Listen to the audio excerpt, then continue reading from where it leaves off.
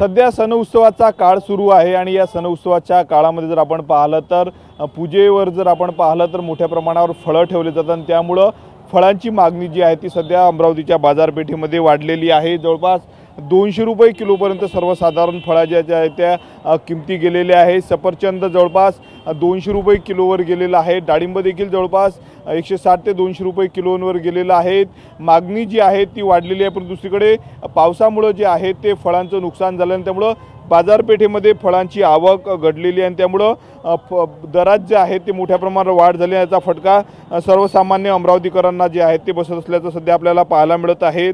सण उत्सवाचे दिवस आहे आणि या कालावधीत जर आपण पाहिलं तर देवाला प्रसाद म्हणून अनेक जण फळांचा मोठ्या प्रमाणावर वापर करत असतात, ज्यामध्ये सफरचंद असेल, डाळिंब आहेत, पियर आहे, सोबतच वेगवेगळे जे काही फळं आहे, नासपती आहेत, नासपतीची किंमतही 200 रुपये किलोवर गेलेली आहे। ड्रॅगन फ्रूट जर आपण पाहिलं तर एक ड्रॅगन फ्रूटवर 70 ते 80 रुपयाला खरेदी करावं लागतं। सोबतच डाळिंबाच्या देखील किमती ज्या आहेत त्या वाढलेल्या आहेत, त्यामुळे जर आपण पाहिलं तर सर्वसामान्यांच्या खिशाला जी आहे ती कात्री लागलेली आहे। सण उत्सवाचा संपूर्ण सध्या काळ सुरू आहे आणि त्यामुळे जर आपण पाहिलं तर बाजारपेठेमध्ये मागणी वाढलेली आहे, त्यामुळे सफरचंदची जी किंमत आहे ते 200 रुपये किलोवर गेलेली आहे। डाळिंब देखील जे आहे ते 200 रुपये किलोवर गेलेले आहेत। 1 किलो घेण्याऐवजी आता ग्राहक अर्धा किलोच जे आहे ते फळं घेण्यासाठी प्राधान्य देत आहे। कॅमेरामन अनिकेत दहातोंडेसह मी स्वप्नील उमप, TV9 मराठी, अमरावती।